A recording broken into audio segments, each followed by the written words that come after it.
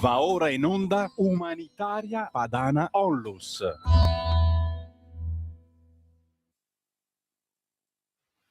Buongiorno Sara, a te la linea. Buongiorno cari ascoltatori, buongiorno a tutti, grazie a Radio Libertà per questo spazio sempre così prezioso, perché anche se non stiamo parlando di un, diciamo, di un network, di un media, di una grande TV nazionale o internazionale, di quelle che tutti i giorni ci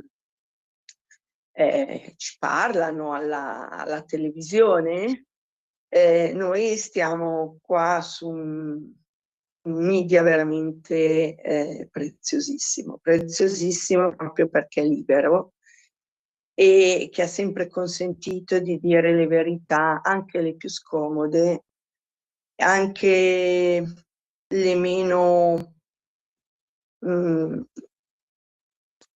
anche meno, diciamo, in qualche modo accettabili dagli stessi ascoltatori, perché quando le realtà, pur vere, sono non consuete,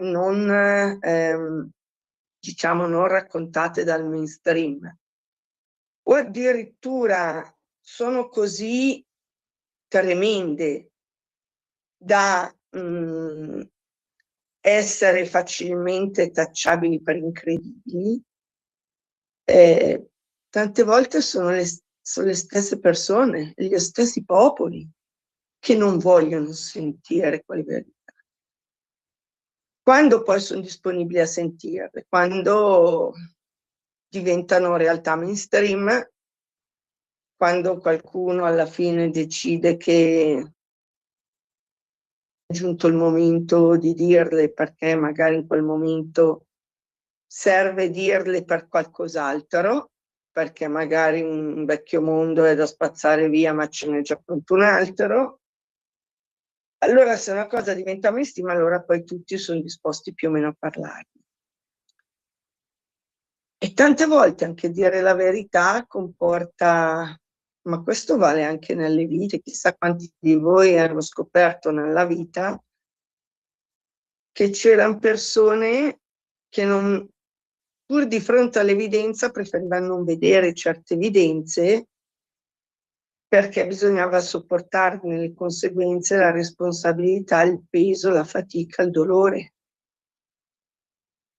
Solo che tutte le verità negate, tutte le verità non affrontate, tutte le verità che in qualche modo non vengono, non gli viene dato un senso e magari passare oltre, sperarle con delle verità migliori, con un mondo migliore, con una realtà migliore, anche solo con una reazione personale migliore, perché tante volte le cose brutte non abbiamo il potere di cambiare quando riguardano gli altri o il mondo.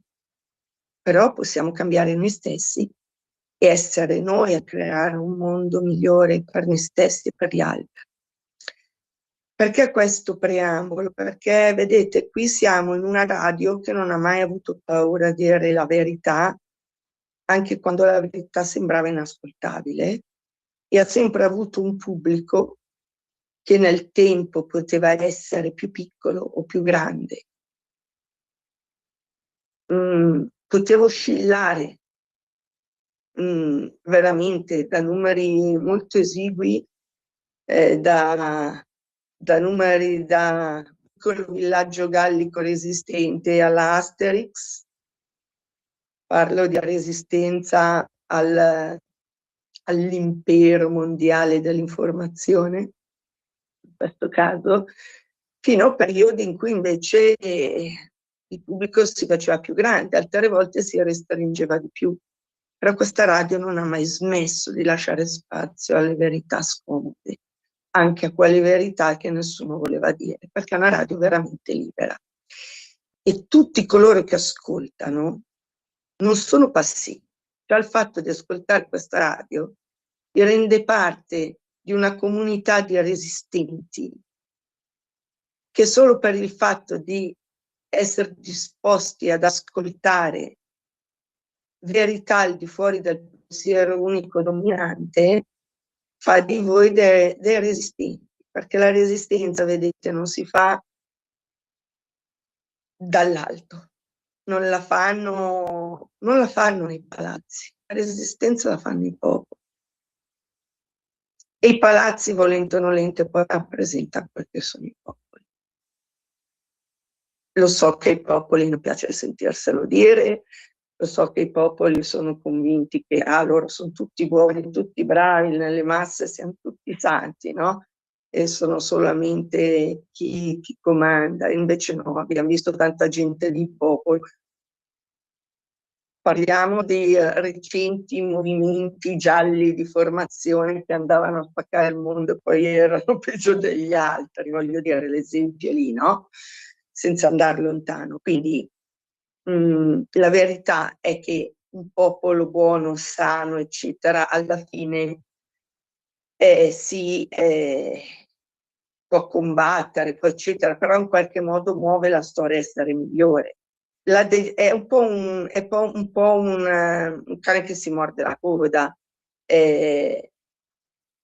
I popoli, quando non sono liberi, non sono veritieri, non sono animati da valori, generano una politica che non ha valori e una politica che non ha valori alimenta dei popoli, diciamo, di peccoroni.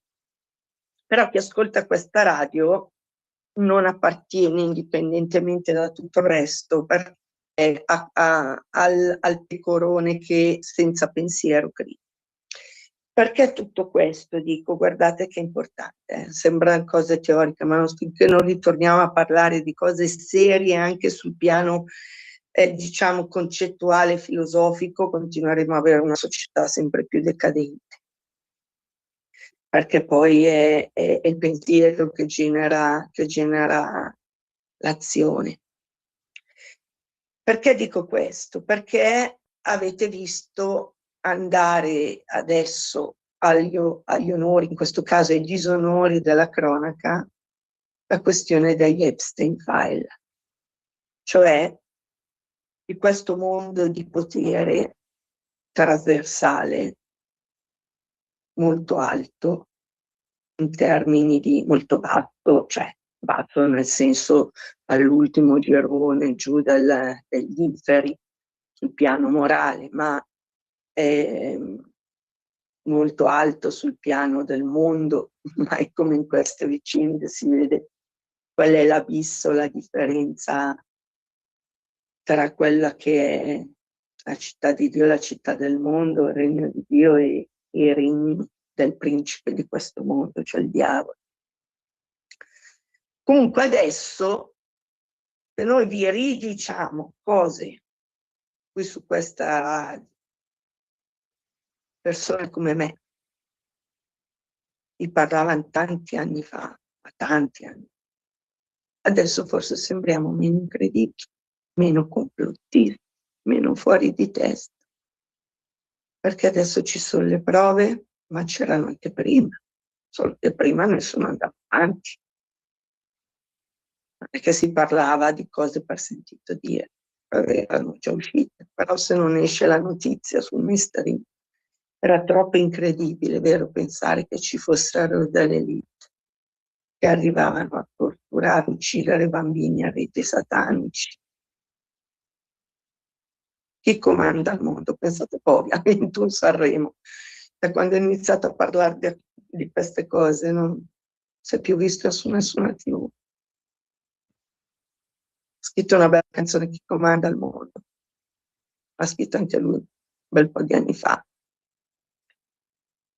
Bene, l'Umanitaria Padana, voi sapete, chi ci segue e riceve tutti gli anni l'elenco delle nostre attività, un esempio come l'altro, vedete, noi abbiamo tutti gli anni tantissimi paesi e interventi di cooperazione nazionale, interventi di cooperazione internazionale, tantissimi paesi in cui operiamo per aiutare i popoli a casa loro, aiutarli ad aiutarsi. Ma proprio perché crediamo che il primo aiuto che serve ai popoli, in questo caso al nostro, perché è l'Occidente che è più miope e più a rischio, più in pericolo e si sta autosuicidando per un problema di perdita di senso della realtà, vedete che sempre in fondo c'è una piccola riga piccola che si chiama campaigning. Campaigning, vabbè. Adesso questo perché è un volantino un po' più vecchio, in realtà nei volantini nuovi l'abbiamo cambiato perché non mi piaceva l'inglesismo, adesso chiamiamo attivismo. E questo attivismo è impegno di informazione e sensibilizzazione per la difesa dei cristiani perseguitati e per la tutela della famiglia naturale, della vita e dell'infanzia.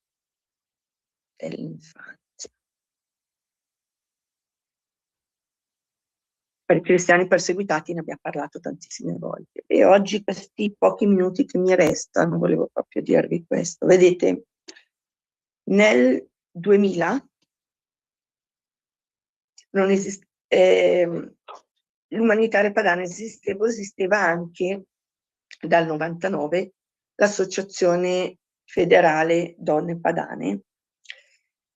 Io appartenevo a questa associazione e su input, così parlando, chiacchierando, come l'umanitaria padana era nata da delle donne che avevano sentito una frase molto forte da parte di un uomo che non faceva solo politica, faceva soprattutto azione di verità e insegnamento ai popoli, spesso dicendo cose che i popoli non erano disposti a sentire, ma qualcuno sì. Quindi azione di verità e di libertà, soprattutto azione di verità e libertà, dicendo anche cose che la gente non solo non sapeva, ma a volte magari avrebbe anche preferito non sentirsi dire. L'Europa, la globalizzazione, l'immigrazione, il dirigismo statalista, tante cose. L'assistenzialismo che non produceva sviluppo, tante cose.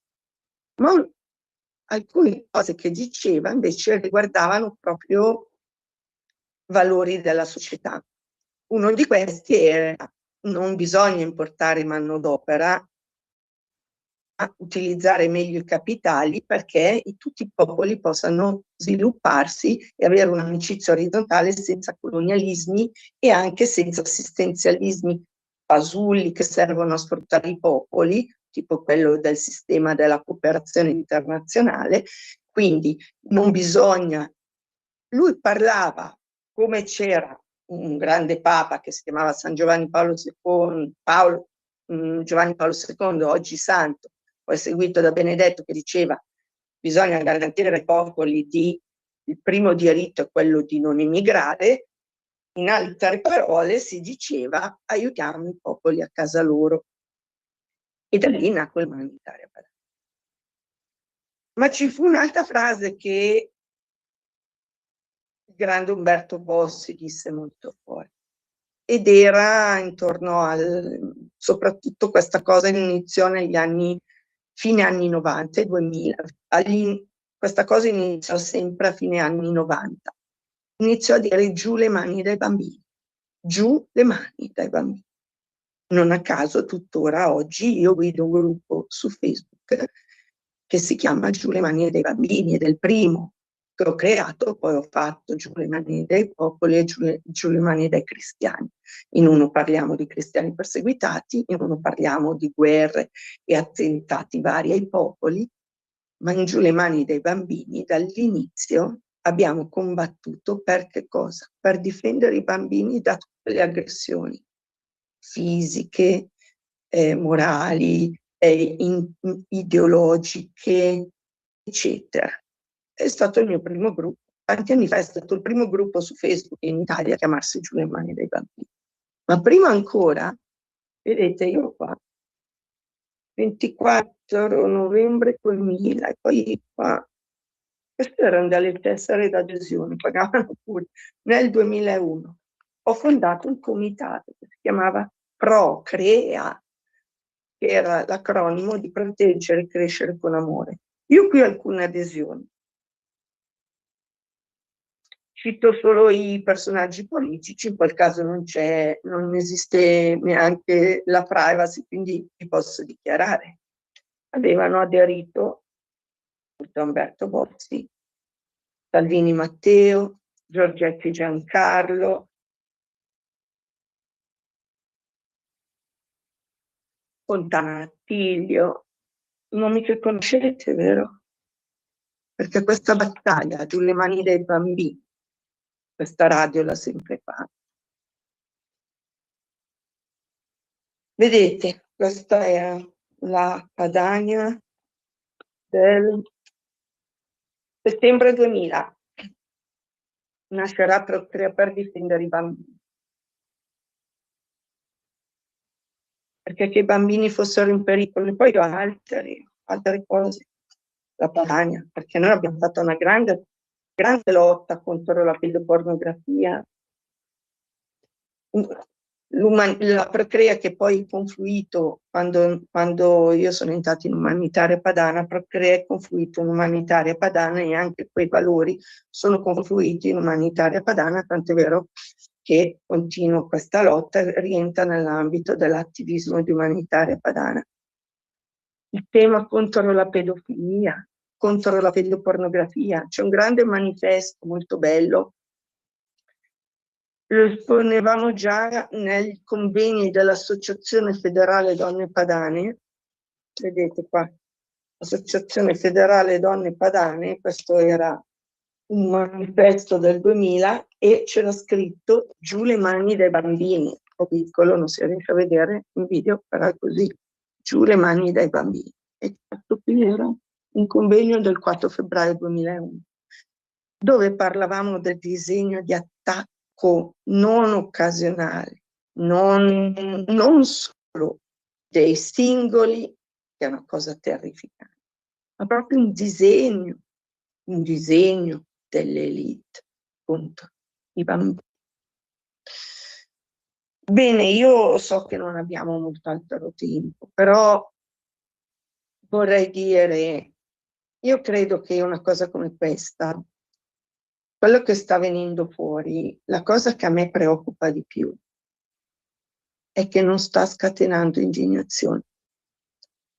Perché vedete, negli ultimi anni, un po' i social, che equivalgono a quello che nel mondo nuovo di Huxley, chi ha letto The Brave New World, il mondo nuovo di Huxley, sa, un romanzo distopico che scritto dal fratello di un Sir Lord, grande accademico inglese che fu l'inventore dell'eugenetica, che poi diede vita, molto ammirato da Hitler, e diede vita al programma Action T4 di soppressione degli anziani, dei disabili e degli scomodi nella Germania nazista. Bene, lì diciamo la società veniva tutta condizionata sin dall'infanzia con la tecnologia e poi quando c'era qualche cosa che si muoveva nella coscienza di questi popoli condizionati, magari a reagire a qualcosa, veniva subito addormentato attraverso il soma, che era una droga senza altri effetti collaterali se non di spegnere la coscienza. Bene, tutto questo oggi avviene tramite media, social, poi ci sarà l'intelligenza artificiale, insomma c'è sempre questa tecnologia sempre più invadente che assomiglia un po', assomiglia del tutto, anzi siamo noi a farlo in ogni momento, più ancora che come prevedeva Orwell nel 1984, c'è un grande fratello che ci vede e ci ascolta in ogni momento, ma a cui noi volentieri diamo informazioni, però l'ambiente è più quello di Huxley, cioè siamo tutti felici di questa cosa, no? E nessuno di noi riesce a scamparne, chi di noi non usa i social, chi prova a scamparne come la famiglia nel bosco, arriva il dirigismo il dirigismo dei poteri tecnocratici, perché lì non c'entra la politica, no? Assistenti sociali, magistrati, eccetera, eccetera. Arriva la tecnocrazia, il potere della tecnocrazia li riduce subito all'ordine. Tu non puoi sfuggire al grande fratello, se vuoi andare a vivere sui monti per i fatti tuoi, puoi fare, soprattutto se sei vecchio, vai e non dai fastidio a nessuno, forse te lo lasciano fare, forse, però ci correvano anche dietro con i droni, col Covid, quindi si andava in spiaggia o nel bosco dove chiaramente non c'era pericolo di contagio, quindi già le prove le hanno fatte lì, voglio dire, no? Ma se hai dei bambini, assolutamente no, non puoi scamparli, no? Allora io credo, adesso il mio tempo è proprio esaurito, però credo che di queste cose si debba parlare di più, perché non dobbiamo essere rassegnati, dobbiamo essere attivi nella verità e nella libertà, perché quando a ribellarsi ai sistemi, soprattutto quando toccano i bambini, si è in pochi, o il sistema vince. Ma quando i popoli si muovono, piegano la storia. Anche questa è una frase che bisogna ritornare a dire, perché altrimenti la morte per suicidio, come diceva Toynbee, la morte per suicidio della civiltà occidentale è inevitabile. Ok? Se vogliamo sopravvivere, partiamo da qui, verità e libertà. Un caro saluto a tutti e giù le mani dai bambini. Avete ascoltato Umanitaria Padana Onlus.